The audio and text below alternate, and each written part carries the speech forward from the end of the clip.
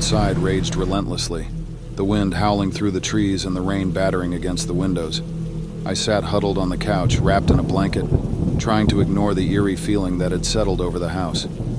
It was well past midnight, and the darkness outside seemed to press against the windows, creeping into the room like some malevolent force.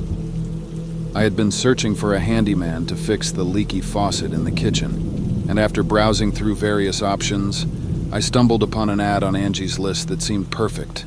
The ad, which had been posted by someone named Jake the Handyman 0113, promised fast and reliable service at an affordable price. It was exactly what I was looking for, and I wasted no time in reaching out to him. To my surprise, Jake responded almost immediately, his message friendly and professional. We exchanged a few messages, and before long we had arranged for him to come over that evening to fix the faucet. I was relieved that I wouldn't have to wait long for the problem to be fixed, and I eagerly awaited his arrival. As the minutes ticked by, the storm outside seemed to grow worse, and I couldn't shake the feeling of unease that settled over me. I told myself it was just my imagination, that there was nothing to be afraid of. But as the time passed, the feeling only grew stronger. Suddenly, there was a knock at the door, and I jumped, nearly spilling my tea. I glanced at the clock. It was well past midnight. Who could be visiting at this hour, in the middle of a storm? Cautiously, I got up from the couch and made my way to the front door. I peered through the peephole, but all I could see was the darkness outside. I hesitated, my hand hovering over the doorknob. Should I open the door? The knock came again, louder this time, more insistent. With a shaky breath, I unlocked the door and pulled it open a crack. Standing on the other side was a man, his face obscured by the falling rain. "Hi, you must be Emily," the man said, his voice friendly. "I'm Jake, the handyman. Sorry for the late hour, but I wanted to come over and fix your faucet as soon as possible." Relief flooded through me, and I smiled, opening the door wider to let him in. "Of course, come on in," I said, stepping aside to let him in. Jake stepped into the house, and I noticed how tall and imposing he was, his dark eyes fixed on me with an intensity that sent a chill to my bones. But I pushed the feeling aside, telling myself I was just being paranoid. We made our way to the kitchen, where the leaky faucet awaited. I showed him the problem, and he nodded, his expression unreadable. "I'll have this fixed in no time," he said, his voice smooth and confident. I watched as he got to work, his movements quick and efficient. But as he worked, the feeling of unease only grew stronger. There was something about him that set off alarm bells in my head, something I couldn't quite put my finger on. Suddenly, Jake's phone rang, and he stepped out of the kitchen to take the call. I watched him go, a feeling of dread settling over me like a dark cloud. I told myself I was just being paranoid, that there was nothing to be afraid of, but deep down, I knew that something was very wrong. I glanced around the kitchen, my eyes falling on the large butcher knife lying on the counter. With a surge of panic, I reached for it, holding it tightly in my trembling hands. I told myself it was just a precaution, but deep down I knew that I needed to be prepared for whatever might happen. Suddenly I heard Jake's voice, and I jumped, nearly dropping the knife. He was still on the phone, his voice low and urgent. I strained to hear what he was saying, but his words were muffled by the sound of the storm outside. And then, to my horror, I heard him say my name. With a surge of panic, I realized that something was very wrong. I took a step back, my heart pounding in my chest. I had to get out of there. Had to find a way to escape before it was too late. I turned and ran, the knife clutched tightly in my hand. I could hear Jake behind me, his heavy footsteps echoing in the silence of the house. I reached the front door and flung it open, the cold night air hitting me like a slap in the face. I ran blindly through the darkness, the rain pounding against my skin. I could hear Jake behind me, his voice filled with malice, but I didn't stop running. Didn't look back until I was several blocks away, my heart pounding in my chest. I collapsed on the sidewalk, tears streaming down my face. I had narrowly escaped, but I knew that I would never be able to shake the terror of that night.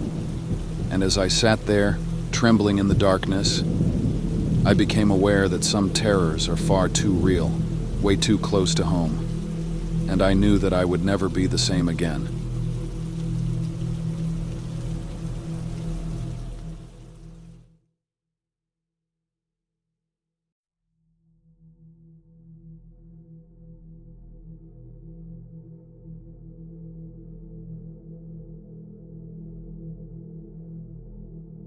I never thought a simple click on Angie's list to find a house painter would unravel my life the way it did. My wife Jenna and I had been planning to repaint our living room for months, and with our anniversary coming up, I wanted everything to be perfect. That's how I found Marissa. Her reviews were stellar and her quote was reasonable. I had no reason to doubt her. Marissa started the job on a sunny Tuesday morning. She was professional, polite, and surprisingly keen on knowing about our lives, which I chalked up to friendly banter. "How long have you and Jenna been married?" she asked as she meticulously mixed her paints. I proudly told her about our 10 years together, our children, and how we still celebrated every anniversary as if it were our first. As the days passed, Marissa worked efficiently, but her questions grew more personal, more probing. It was subtle at first, an innocent question here and there, but soon I realized she always lingered longer than necessary, finding reasons to talk to me about my relationship with Jenna, our past vacations, our home life. One afternoon I came home early to find Marissa standing in the hallway, not painting, just standing. She was staring at a family photo taken on our last trip to Hawaii. "You must really love your wife," she remarked without turning. Her tone wasn't admiring. It was something else, something I couldn't quite place. "Yes, very much," I replied, a bit taken aback by her intensity. "Marissa, is everything okay with the painting?" She quickly masked her expression and smiled. "Everything's great. I was just taking a little break." But things weren't great. After that day, Marissa's demeanor changed. She started making comments about how lucky Jenna was to have someone like me, how she herself had never been lucky in love. The conversations left me uncomfortable, and I mentioned this to Jenna, who suggested maybe Marissa was just lonely. We decided to give her some space, attributing her behavior to personal struggles. Then one evening things escalated. Jenna and I returned from a dinner date to find Marissa sitting on our front porch. Her work hours were strictly during the day, and she definitely should not have been there at night. Her face was pale, her eyes bright and a little too intense. "Marissa, what are you doing here? Is everything all right?" I asked, my voice laced with concern but also a firm hint that she was out of bounds. She stood up, smoothing her shirt as she did so. "I just needed to finish some touches on the paint. Thought I'd do it now so it's perfect for your anniversary." Her explanation was plausible, yet her presence at night felt invasive. Jenna was more forgiving, thanking Marissa and gently reminding her of work hours. We went inside, unsettled but trying to shake off the discomfort. The real terror began later that night. Jenna and I were asleep when the sound of shattering glass jolted us awake. I rushed downstairs to find our living room window broken and Marissa standing outside, her face twisted in an expression I had never seen before. Rage, desperation, something unhinged. "I can be what she is for you. I can be better," Marissa screamed as I dialed 911. Jenna appeared beside me, her face stricken with fear. Marissa then started to climb in through the window, slashing her hand. She backed off, and with what seemed to be an axe in her hand, she proceeded to the front door where she screamed and chopped at it repeatedly.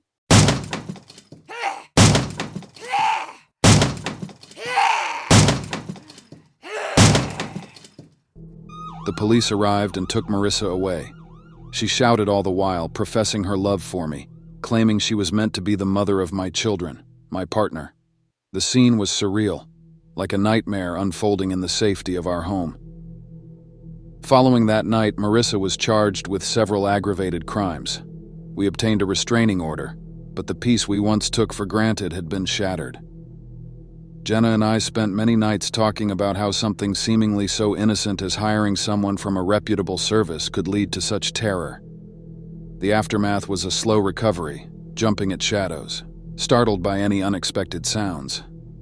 Jenna was shaken, always looking over her shoulder, and I was racked with guilt for ever bringing Marissa into our lives. We increased our home security, attended counseling, and gradually reclaimed our sense of safety.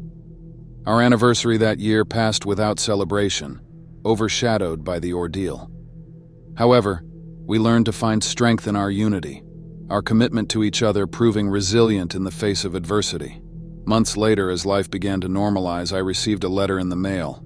It was from Marissa, written from a facility where she was receiving help. She apologized, her words conveying a deep remorse for the terror she inflicted upon our family.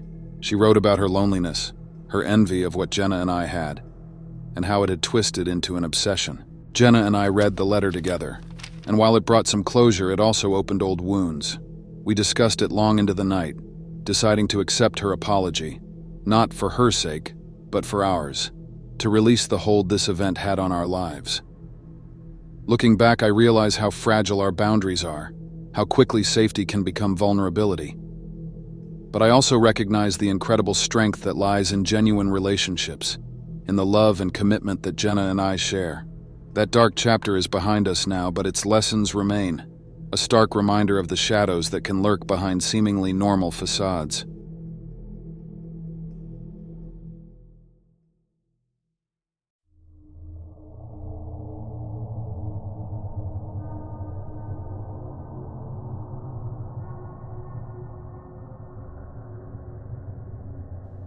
It was a seemingly inconsequential decision to hire a carpenter from Angie's list to fix issues around the house. The ad boasted top ratings and glowing reviews, so without much thought, I called the number listed. The man answered and promised to come by the next day. His name was Dean. Dean arrived right on time, his tool belt clanking as he sauntered into my home with a confident stride. He was a large man, burly, and with hands that looked like they could crush stone. He smiled a lot, making small talk while he examined things. I remember feeling at ease because of his demeanor. Cheerful, conversational, the kind of guy who seemed to love his job. The repairs didn't take long. Dean worked efficiently, explaining what he was doing as he was doing it. When he finished, he handed me a bill, which I paid without hesitation. He thanked me, his deep voice resonant in the quiet of my suburban home. Before he left, he mentioned offhand how often little things around the house go unnoticed until they break. Like people, he said, and chuckled. I forced a laugh, not quite understanding the joke, but not thinking much of it either. Over the next few days, I noticed small things amiss in my home. A photo frame tilted that I hadn't touched, a kitchen chair slightly out of place. I blamed my cat initially, but when I found my bedroom window unlocked, one I was certain I had locked, I felt a shiver of unease. I returned home from work one overcast and gray afternoon about a week after Dean's visit to find my back door ajar. My heart dropped. I hadn't left it open. I was meticulous about such things. With a deep, steadying breath, I pushed the door open and stepped inside. The house was silent, the air stale and tense. I walked through each room, my nerves on edge, but found nothing else out of place. I decided to call Dean, wondering if perhaps he had returned for some forgotten tool and accidentally left the door open. The thought was comforting, plausible even. When I reached him, his voice was as jovial as before. "Oh yes, I was checking something with the work I did. Wanted to make sure no problems were starting up again. Hope you don't mind," he explained. I paused, my grip tightening on the phone. I hadn't called him for a follow-up visit. I hadn't reported any problems. A cold wave of realization washed over me as I understood that his reasons didn't add up. "That's strange, Dean. I wish you had called first," I managed to say, trying to keep my voice steady. "Of course I apologize. Just looking out for you," he replied, and something in the way he said it made my stomach turn. From then on, I felt watched. I noticed a truck that often seemed parked down the street when I left or returned home, the same model and color as Dean's. Calls to the vendor company went unanswered. The glowing reviews on Angie's list now seemed sinister, as if each one were a lie he had crafted. One afternoon, as I was leaving for a grocery run, I saw him. Dean was standing by his truck, parked a few houses down. He was staring at my house, not doing anything, just standing there. My heart raced, and without thinking, I approached him. "Dean, why are you here?" I demanded, my voice louder than I intended. "Just making sure everything's running smoothly," he said, his smile not reaching his eyes. "This isn't normal, Dean. You fix the problems. There's no reason for you to keep checking on things. His expression darkened, the friendly demeanor slipping. I like to ensure my clients are satisfied, he said slowly, a menacing edge to his voice. I backed away, realizing I had underestimated the situation. Stay away from my house, I said, trying to sound braver than I felt. Dean just watched as I turned and hurried back inside. I called the police, my hands trembling as I explained what had been happening. They agreed to patrol the area and keep an eye on things. That night I couldn't sleep, my mind replaying every encounter with Dean, each one tainted with the new, frightening context of his obsession. Every creak and whisper of the house set me on edge. Then, just past midnight, the sound of shattering glass shattered the oppressive silence. I bolted upright in bed. The moonlight streamed through the broken living room window, glass strewn across the carpet. A dark figure clambered through, large and imposing. It was Dean. Adrenaline surged through me as I grabbed my phone and dialed 911. I spoke in hushed, urgent whispers, reporting a break-in while I locked myself in the bathroom. I could hear him moving around the house, calling out in a sing-song voice, "I just want to make sure everything's okay. You need looking after." Police sirens wailed in the distance, growing louder. Dean's footsteps halted and then rapidly retreated. When the police finally arrived, they found me shaken but unharmed. Dean was gone. The following investigation revealed that Dean had no license for home repair, but a history of harassment and stalking. His arrest came a week later in another town, trying to set up his next job. I was safe, but not the same. My home felt violated, a sanctuary no longer. I struggled with the aftermath, the fear and violation of my privacy and safety. But I survived, and with time, support, and a lot of security upgrades, I began to reclaim my peace. Dean's intrusion into my life was terrifying, but it hadn't broken me.